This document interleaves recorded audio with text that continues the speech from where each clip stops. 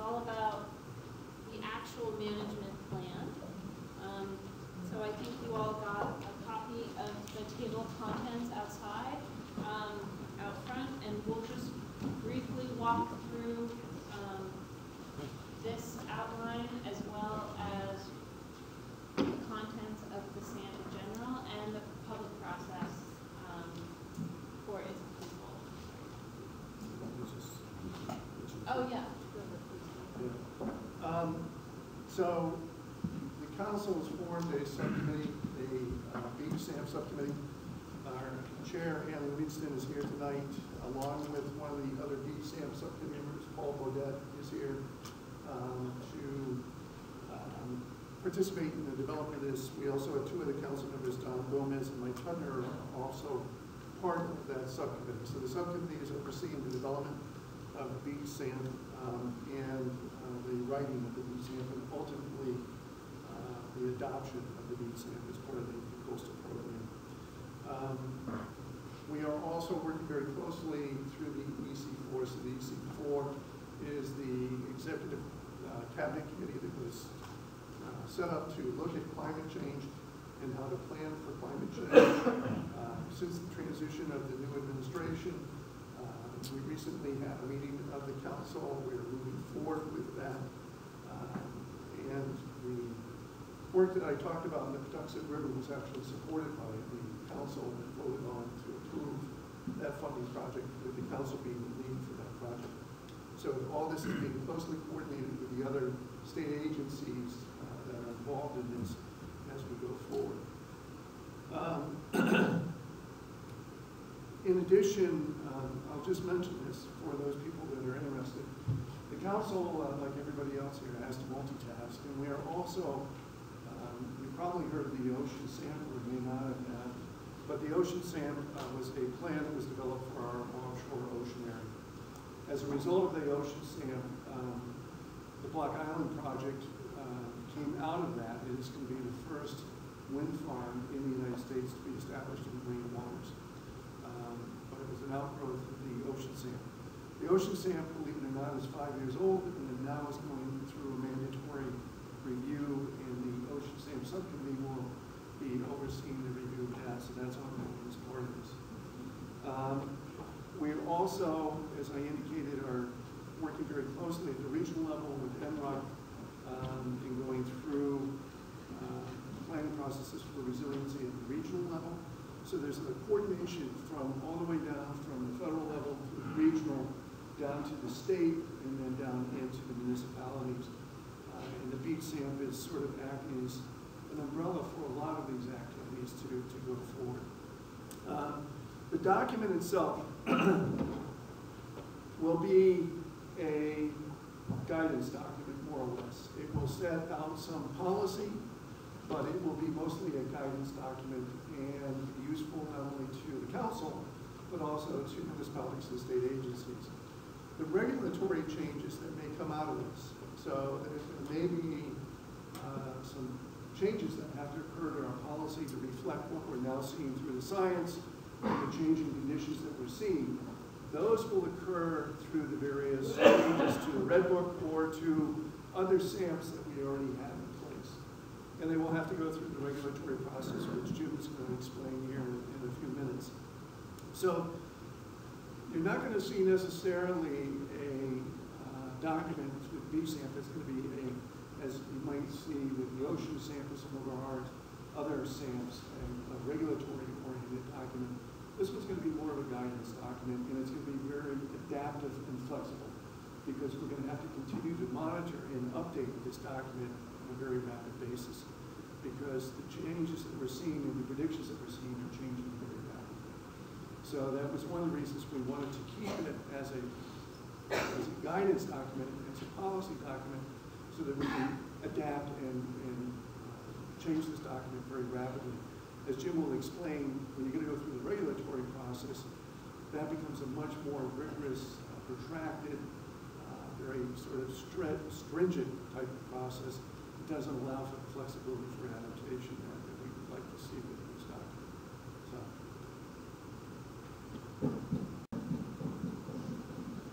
So just to echo a little bit more more of what Grover was saying. The Beach SAMP, or the Shoreline Change Special Area Management Plan, will be divided into 2 volumes.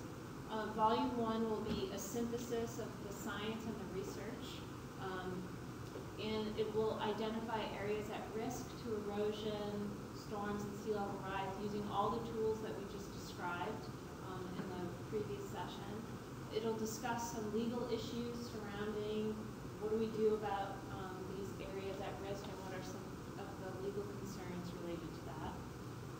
There'll be a whole section related to adaptation strategies and techniques that kind of lay out the buffet of options that can be used at different levels, state level, local decision making related to land use. What are some techniques to be more prepared for storms? How can we better recover from storms? Retrofitting and resilient design standards. So this is related to that 4-to-5 program we just talked about. How to use green infrastructure and nature-based adaptation, restoring wetlands, or using soft shoreline protection structures that Grover mentioned. And then lastly, recommendations for local municipalities and other state agencies. And then as a appendix in volume 2, that's where you'll find all of the technical reports that detail the research that was done to all of the projects we heard about today, as well as a much more detailed compendium of adaptation techniques and strategies, much like a database of different types of things that have been used elsewhere and that a municipality could consider. And then lastly, a list of all the regulatory changes in the Red Book, or CRMC policy changes that have resulted from the SAMP. So, as Grover mentioned, there won't be a chapter that says Beach SAMP policies, but that this appendix is meant to show how CRMC policy has changed as a result of this guidance document. And this schematic is just kind of walking you through that again, that there'll be 2 volumes to this guidance document, and that will inform the policy and standards changes to the Red Book and other SAMP documents. So we thought we would take just a second to walk you through the table of contents and just give you a description of why we were thinking, why we included some of the chapters here. Chapter 1 is an introduction, really meant to lay out why did the SAMP, the Shoreline Change SAMP, come to fruition, what's the goal of the project, and the scope as well as the study area, how it's a collaborative effort amongst many different agencies, universities, and stakeholders, and that walking people through the difference that this is a guidance document and that the policy changes will be made through the Red Book revisions, as well as other SAMP policy changes. We also talk about some guiding principles and how we want this Shoreline Change SAMP to be developed. And that introduction, we'll likely be releasing that over the next few months. But the idea is that we'll have a draft, the introduction, and then at the end we'll revisit it to make sure that it's still accurate to reflect the final product. The second chapter is about assessing coastal risk. How do you define coastal risk? What is resilience? What are the things you need to consider in coastal risk management? And implications for not considering those issues if we were to just have status quo. What are the implications of that and not adapting? Chapter 3 is a summary of all of the science that we heard about tonight. It'll discuss the current and future impacts of storm surge, sea level rise, and coastal erosion using the shoreline change maps, storm tools, the SLAM maps, as well as that coastal resilience index that looks at all of those impacts together, as well as those tools that we just described to develop them. Chapter 4 is all about planning and adaptation. This is meant to help inform municipal and state decision makers on what are the range of options they can consider when they're trying to think about adaptation. What are some strategies they can incorporate into their comprehensive plans? How can they change their municipal operations? Emergency permitting or storm planning and recovery, physical adaptation or retrofit techniques that property owners can begin to use, green infrastructure techniques, restoration of wetlands, and then we also wanted to share the techniques for waterfront coastal businesses as well as marina resilience and a checklist that they can use. Chapter 5 will then be a summary of implications for how this will affect CRMC decision making, and then a range of recommendations for municipalities and other state agencies. Okay, Jim is going to walk us through the public process on how all of this will be adopted and commented on. All right. Thank you. So as Grover mentioned, the shoreline change SAMP is really what we're viewing as sort of a living document. This is something that needs to be adaptable, because adaptation techniques to adapt to changing sea levels, migrating marshes, eroding shorelines is an evolving science, and it will be an evolving practice both now and in the decades to come. So we look at the Beach SAMP as a living document that's going to be changing quite often as the science informs us and new adaptation techniques and methods become available and practiced well. So this is our sort of general document to contain all of this scientific information and recommendations and really the council's overall goals for meeting these challenges that we face with the changing climate. The public process for this would be that once the various elements of the Beach SAMP are drafted up, we would have the review by our technical advisory committee, the presently established coalition of community leaders, and other stakeholders.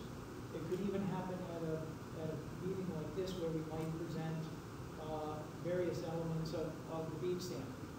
And that would happen. We would post an informal comment period for 30 days. So we want to make sure that we have the concepts right and people are on board with the direction that we're headed in terms of the general overall Beach SAMP document. And if we, based on informal comments that we receive, we may fundamentally change a section or an element of the Beach SAMP. So once we go through that process, we would then bring it to the CRMC Beach SAMP subcommittee for essentially ratification, if you will, to move forward with the adoption process by the council. At that point, we would do a formal 30-day public notice period, and then we'd schedule a public hearing before the full council body for adoption. And then at that point, that document, we would have it posted online, and it's something that our living document that we're going to constantly change and evolve. The next part of our process is those things that are going to get incorporated into what we call the Red Book, for obvious reasons, the Coastal Resources Management Program. This is where the rubber hits the road, where our rules and regulations, our prohibitions are all embedded in the Red Book, as well as some of our other special area management plans. I know a number of you are familiar, for example, with, I know you are, the Salt Pond Region Special Area Management Plan. That was first adopted by the council, by the way, in 1984. Red Book, the original Red Book, was adopted in 1978 and then constantly changing throughout the years. So in the Salt Pond SAMP, there are prohibitions, there are policies, there are standards, and we may want to embed some of what we learned from the Beach SAMP into the Salt Pond SAMP document as well as the red book. For example, maybe the shoreline change maps that John and Brian and others are working on might inform us that there are some high-risk areas along our shoreline where we might want to increase the setbacks for new construction or rebuilding. We would incorporate those in the red book in our setback section, which is section 140. That would also implicate that we would need to make changes in section 150, which is our buffers. So setbacks and buffers really are contiguous, and the overall setback is dependent upon how wide that buffer, that vegetated buffer to the coastal feature would be. So this is where it would change. All of these regulatory changes there. The process here is a little different because, like any other regulation that a state agency adopts in Rhode Island, we must follow state law, and that is the Administrative Procedures Act. So we would, as part of making proposed changes to, say, the Red Book or another SAMP, we would more or less follow a similar process that we would do with the beginning of the Beach SAMP document, but then we go through our CRMC Beach SAMP subcommittee, and we would have a draft of those changes that we would then have to file with the Office of Regulatory Reform and the Governor's Office. We're required by state law to provide that for a minimum 30-day review period before we can even go out to a public notice period, which is another 30 days on top of that. So we would go through the ORR process, and once we get the blessing of the Governor's Office and the Office of Regulatory Reform, we would then formalize our public notice, send that out for 30 days following the Administrative Procedures Act, and we would have a public hearing and council adoption scheduled following the conclusion of that public notice. Now, there's one little wrinkle about this.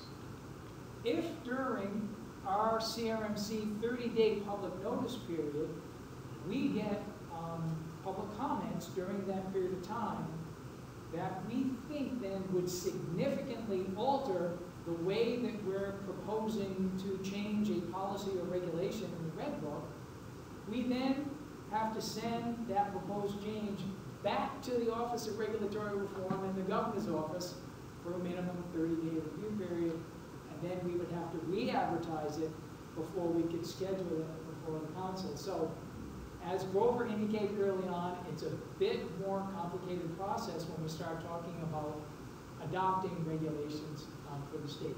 But essentially, let's assume everything goes smoothly, the council adopts a new regulatory change, we would then file it with the Secretary of State's office, and then 20 days thereafter, it would become effective on that date certain, and then that policy and standard would then be effective and we would implement it. And then, after that, we also have to file with our overseeing federal agency, which is the NOAA Office of Coastal Management. And then it is officially adopted. So it's a lengthy process. Is there any questions on the process? Good. All right. Oh, look at that. You can't do it. Okay. That's just to emphasize it. It's a process we have to follow. And it's new, right? That's something that just, we have not had to do that with other. Yeah, so just quickly, prior to January of this year, the previous year, we had to file with the Office of Regulatory Reform for a 15-day review period. But then when the new governor came into office, an executive order was issued, and that any regulatory changes also had to be reviewed by the governor's office, and by the way, the window got extended out to 30 days, so, but we will follow the procedures.